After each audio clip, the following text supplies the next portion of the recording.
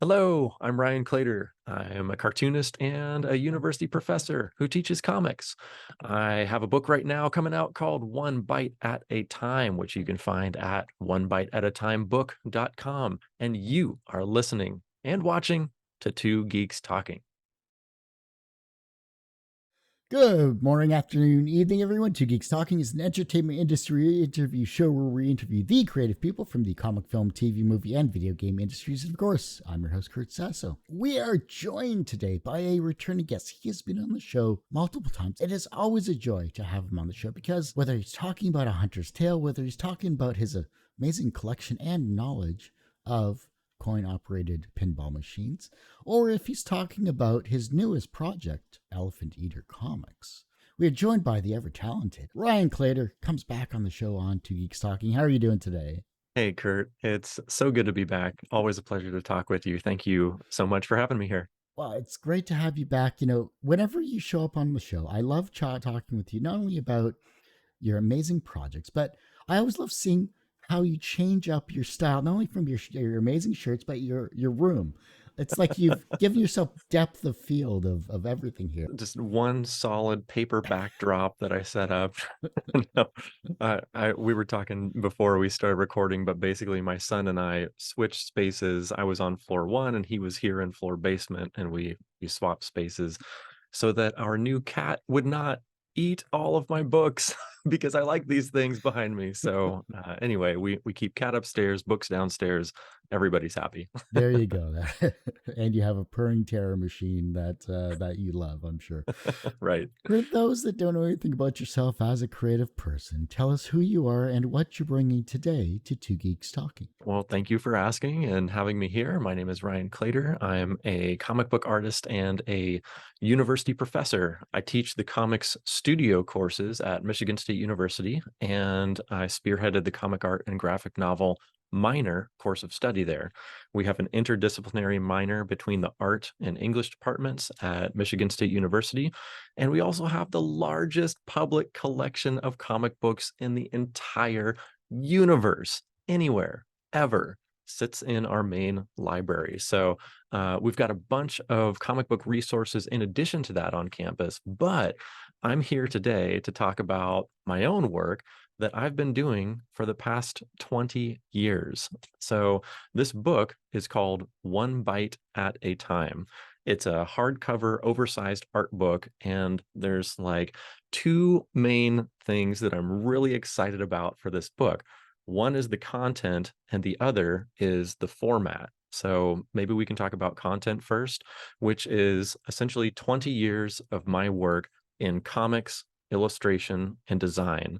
So there is everything from my comic books to hired illustrations to my watch designs, my neon designs, my fancy pancakes that people have seen online, and a bunch more. But there's a heavy focus on behind the scenes process images to show the steps that were gone through in order to arrive at each piece.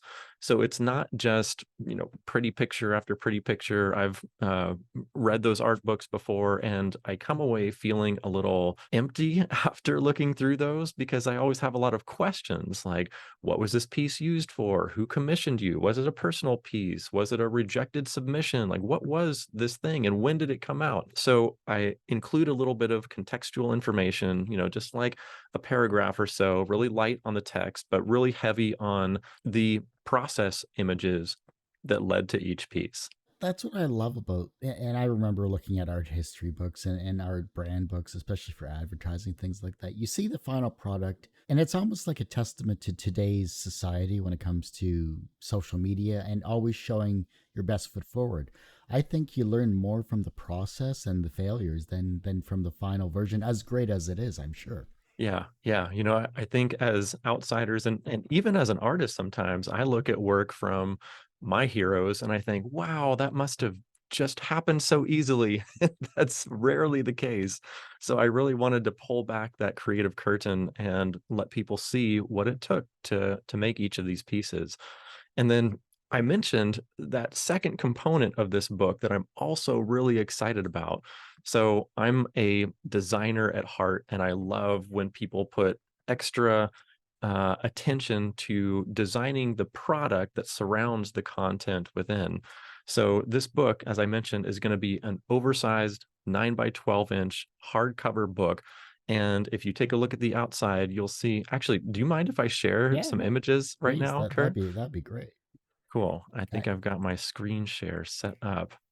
All right, so this is the book. On the outside, this is actually going to be a cloth bound book. wow, So it's not paper bound, this is actual cloth. And in addition to having dual cloth bound cover, it's also a dual foil stamped cover with copper and teal foil stamping on the cover, spine, and back cover of the book. It's also going to have a rounded spine, copper gilded text block. So the pages on the outside are going to match that copper foiling on the book itself. It'll have a built in ribbon bookmark. And there's a bunch of stuff inside the book, too, that's going to be on the fancy side. So here are some quick previews of the page spreads that show my comics, my illustration, my neon designs, and for things like client work, you can see I'm presenting them with several options, and then we choose one and move forward with color options, and then choose one and the sign gets fabricated. So you can see the step-by-step process that happens throughout here. that's But what awesome. I'd really thank you. But what I'd really like to highlight are some of these interior formatting anomalies that don't happen in every book. For example, this is a high resolution scan of a piece of my original artwork, and you can see that it's quite high resolution, so you can really get in and see the details of the pencils and the inks and how it was made. But when I showcase this, it's going to have a few die cut holes within it, and a page behind it will have the final colored version. So you can see a before and an after image by turning the page and interacting with it, but you can also see before and after at the same time through these die cut holes. So that's just one of the many formatting intricacies that I'm going to be designing into this book, but there's also vellum overlays, gatefold pages, all sorts of different stuff. I'm really throwing everything in the kitchen sink at this book because I wanted it to be a big, special celebration of 20 years of my work. I was just expecting, okay, here's your process and all that, but I was not expecting the die cut. I was not expecting the to be. It's like an interactive book in your hands. I mean, we're so used to seeing that stuff on the screen with flashing images back and forth, but to hold it in your hands and see it, that's incredible. Thank you. Thank you. Yeah, I've really been working on this a long time and thinking about it a whole lot. And I managed to find a printer that I'm working with who I am so happy with because every couple few weeks I'd email them again and say, "Hey, I have this crazy idea. Can we do this?" And they've never told me no. Like everything I'm asking of them, they said, "Yes, we can do that. Here's how much it is. You can decide if you want to do it or not." And we've designed an incredible book. Like all of these specialty formatting portions have to do with bolstering the process theme that runs throughout the book. Like I mentioned, a vellum page. Well, essentially, when I was drawing a piece of original artwork, a pinball machine, uh, rewind a little bit. I have a difficult time illustrating interlocking pieces. And that sort of breaks my brain. So when I was drawing a pinball machine, there's lots of stacked elements on a pinball machine. So when I was drawing this, I drew everything on the play field, and then I had these ramps to draw over top of it. And the only way I could wrap my head around doing that was to throw a piece of tracing paper on top and then draw the ramps on top.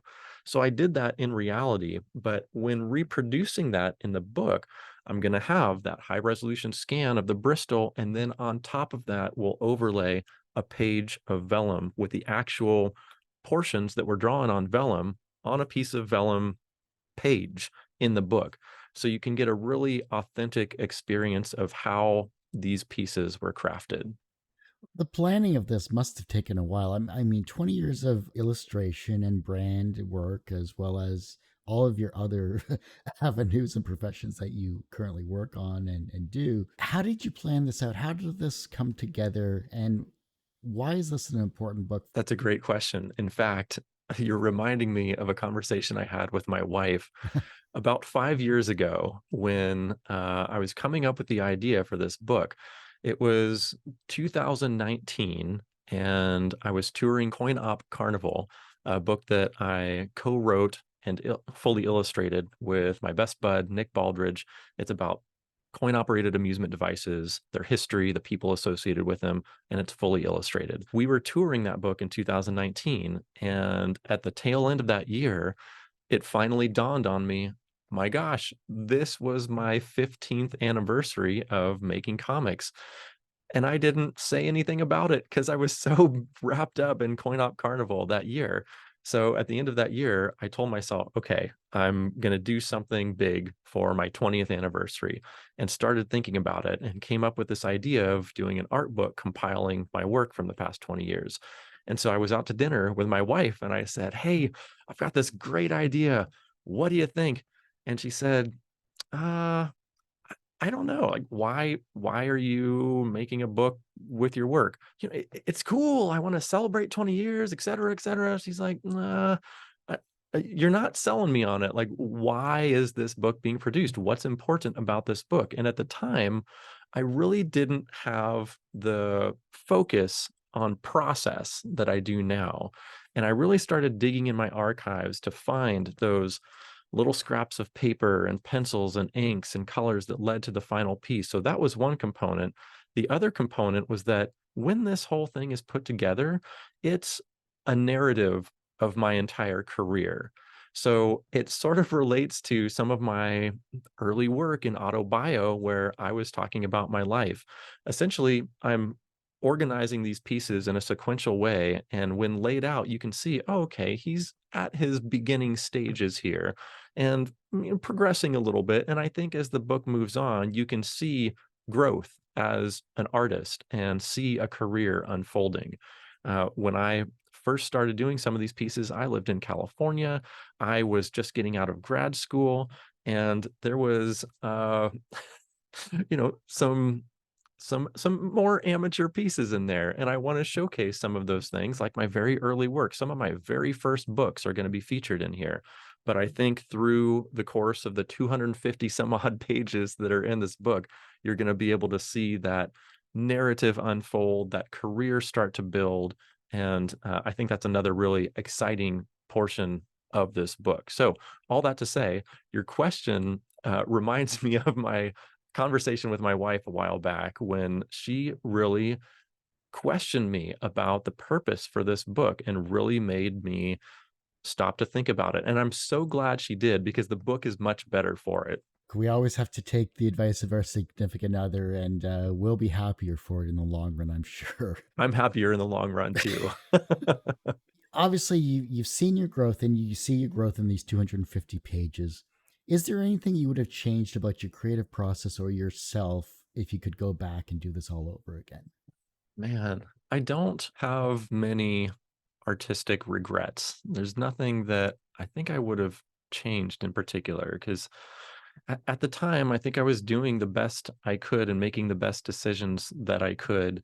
I don't know that they always led to extraordinary success, but I think I was making the best decisions at the time that I could. And all along the way, I'm learning. I'm learning about, well, maybe I can pencil this in a particular way, or the advent of digital art comes along and I start incorporating digital pencils into my work. I try out digital inks. I find out that I really don't like digital inking, but I love the editability of digital pencils. So when you're laying out and composing something, you can move things independently of one another, resize elements in conjunction with one another or separate from one another.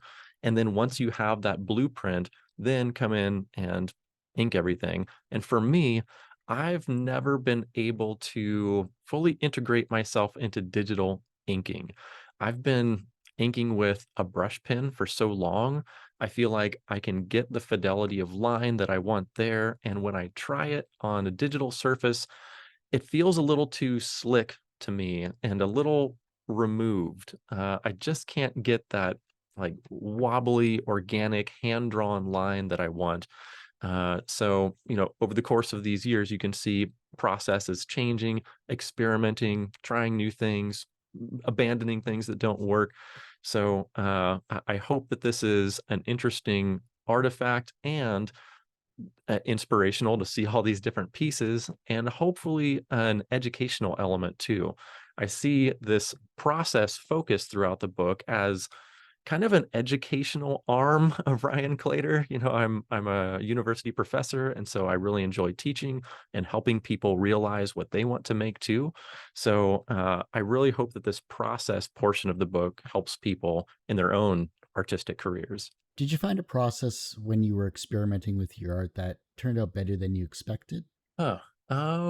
Yeah, I think when I had a stint experimenting with watercolors, Mm. I was really happy with how some of those pieces turned out. There's a piece that I illustrated for my mom for her 70th birthday. It's my dad and her at a table, and they're having tea. My mom likes to have tea, and so there's this little tower of things and of little sandwiches and stuff. And so I did that in watercolor, and I was really pleased with how that turned out. And I ended up making a number of other watercolor pieces too. The the only withhold I have about that is that it's really permanent. Once you lay down a color, if you make a mistake, it's kind of there. And the other thing is it takes a considerable amount of time to do, at least for me, to do a watercolor like that. So part of me feels like, boy, it would really be neat to do a watercolor comic, but comics take a lot of time as it is. And I don't know, I think I need that control and that editability when I'm working on a project that is that complex. When I'm doing a single illustration, I feel like I can, throw fate to the wind and do my best. And if it doesn't work out, it's just a single picture. But for an entire book, that's daunting for me.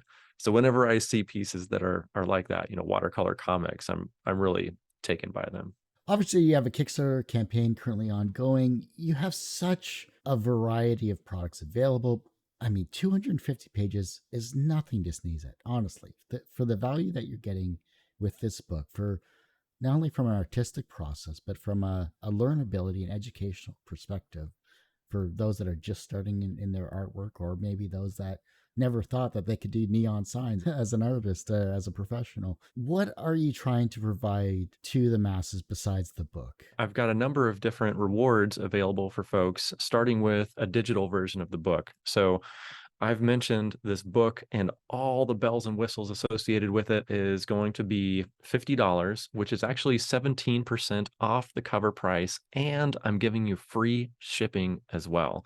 When the book comes out in the direct market, it's going to be $59.95, and you'll have some, taxes and potentially shipping on top of that. So I'm really trying to make this a killer deal for the Kickstarter backers who helped me get this going initially.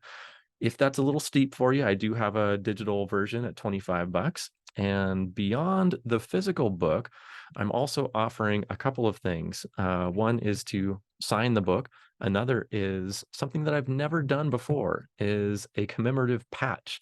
I just had these made and they came out immaculately. I'm so excited about these. In fact, I've already ironed it onto my own backpack. So I've got quite a few more of these that I am offering in the campaign at this print patch and signature tier. And this print that you see here is actually a raised copper foil print. So just like the cover of the book is copper foiled, this is going to be copper foiled too, with a little bit of a raised feel to it. So it'll be nice and textural. That's going to be a limited edition signed print as well. And beyond that, I'm also really excited about this next tier, the book club tier. So in here, you're going to get an invite only book discussion with me, where I will give a presentation about the book, how it came to be, show you some behind the scenes photographs of the making of the book, and also that print, the patch, the signed book. But only the folks who back this tier are going to be able to come into this book club. So you'll be able to ask questions. I'll give answers at the end, and we'll just have a great time. And I also have a retailer tier where I'm offering 5 books. Every single one of them are signed. Every single one of them is 50% off cover price. And I'm even offering free shipping in the US. So I didn't want to forget about the retailers. If they're interested in supporting the book and having it in their store, I'm giving a pretty hefty discount and free US shipping. The campaign is going to do well. I'm sure it's doing well, I should say, as it is right now here. What other projects do you have in the works? I know this is a huge undertaking, and I know you're probably just really focused on this, but I know you always have something kind of in the pipe there for your upcoming projects. What else do you have going on?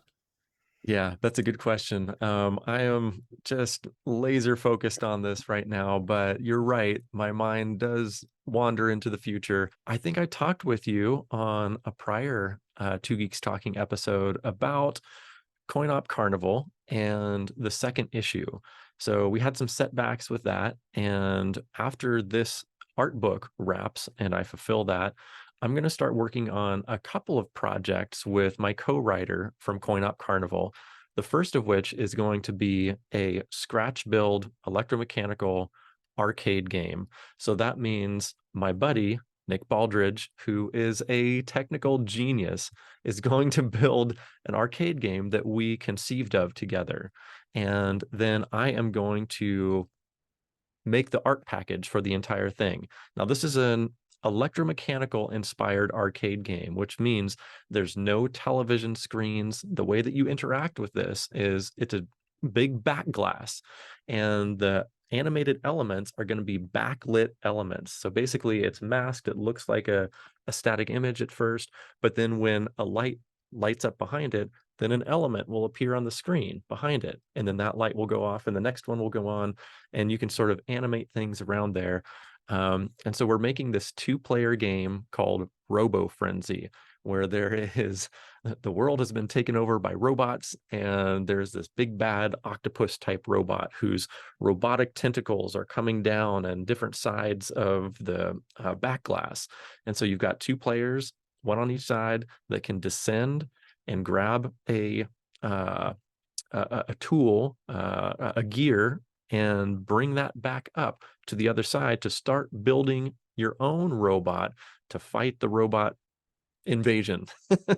And so the more times you can come down, grab a unit, come back up and build your robot, you get more points for each time you do that. Each time you get grabbed by these octopus arms, you're going to pause and you cannot move your character for a number of seconds. So meanwhile, the other character is going down and back up again. And the whole game is timed. So once the time game is over, you see who got the most points and who wins. So we're working on that. I'm going to be doing art duties. I have some elements of the back glass created already, but I also need to create the cabinet artwork as well. And we need to get this thing manufactured. So that's going to be the first project we work on. And then after that, we're going to jump back into Coin Op Carnival 2. We have a few pages of that already done, but we've been promising the follow-up issue of that for quite some time. And we want to make that a priority after we finish Robo Frenzy. Awesome. You just have so much amazing stuff going on. Like we could talk for hours literally about anything and everything. You're just such a joy to chat with. And I really do have to get out to Michigan State University, honestly, and just see the history of comics there and maybe get some footage and interview some of yourself and of course some of your faculty and students as well too.